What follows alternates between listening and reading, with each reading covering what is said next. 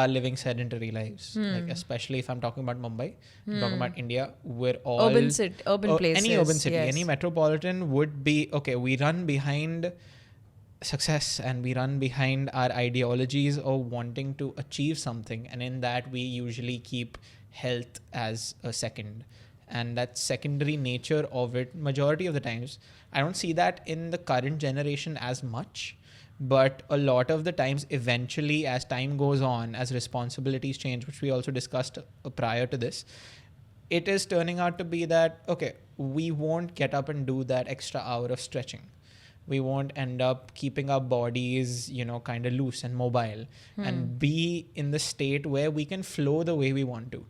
It's always us realizing that our lower backs are stiff. A lot of people getting stuck with stuff like arthritis. A lot of people, not really being able to do what our bodies are capable of, reaching its maximum potential.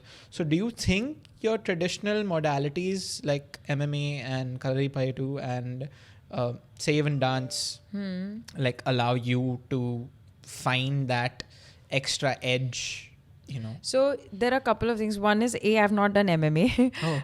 It's kickboxing. Right. And I've done Kalaripayattu also at like without the weapons. I've done the training. Right. But yes, I've had like more than 15 years of practice in yoga and Pilates, which is also a tradition of workouts founded by Joseph Pilates during the World War II times.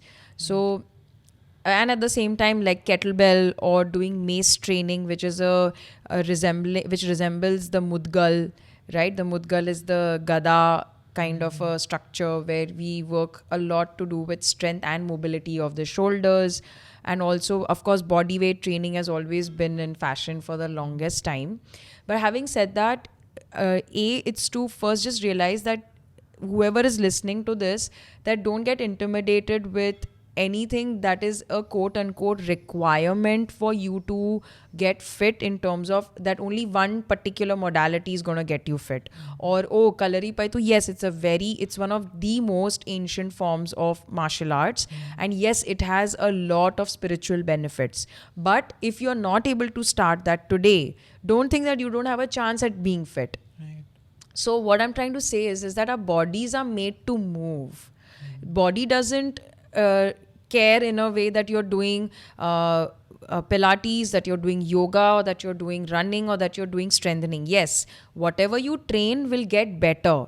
So to help you explain this, it's like your bodies are made to move, and that means your body is made to run a little bit. It is made to jump a little bit. It needs to stretch and twist a little bit. It needs to know how to squat when you get up from your bed. It needs to know how to climb stairs. So in a way, you're lunging over there. So if you look at movement as something that your body needs to do from the evolutionary times, you will learn to break the structure towards, like, you don't have to worry about going to the gym. Then you can go and do something in the park. You can dance, for that matter.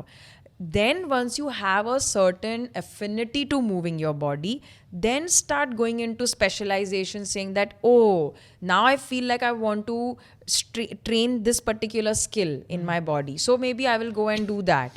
Maybe I want to learn how to play a sport, so I'll go and play tennis. Right? But and a lot of people enjoy playing sports over other structured forms of workout, like gymming, for example. Right.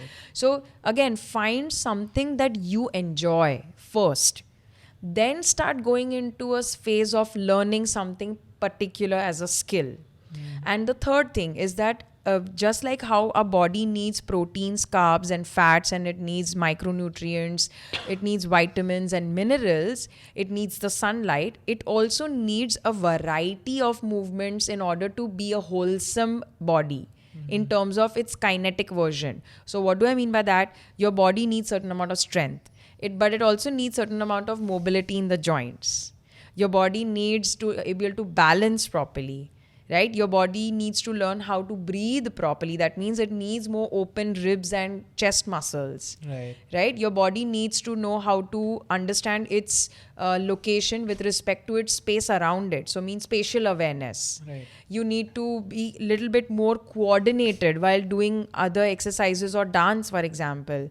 So if you see, there are so many skill sets that you need. So go from, and that's why in the book also I have talked about the body's hierarchy of needs. Is that start with first learning how to breathe, learning how to connect with your core muscles, and mobility in the joints.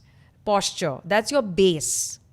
Once you've got that, then after 2 to 3 weeks, you can move to the next one, which is body weight strength training, a little bit of jogging, low impact cardio exercises for your heart health, like rowing, right? Like cycling. Then the third pillar is going into it's okay. Then the third pillar is going into dumbbells training, kettlebells training, doing other skill-based workouts. And Olympic lifting, I have put it at towards the end of it, because if you are someone with slouch shoulders, poor joint mobility, and you're going to attempt Olympic lifting, which is lifting heavy weights at a higher speed, you're going to do damage to your body more than good. Right. So that's what I meant by hierarchy, right? Move from one step to the other. And that's what I've done in my life.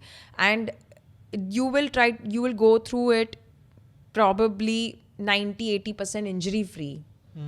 And then we need a combination of recovery, which is where sleep comes in, and which we forget, like you said, right? That the extra 1 hour of stretching. So the reason people are not able to do that and they feel like they're feeling lazy is because they are not emotionally connected to the long term or the short term benefits of what they're going to do, right? It's like, trust me, if you ask majority people, are they willing to work out knowing that they are never going to gain weight? Let's see how many people still want to work out. Right.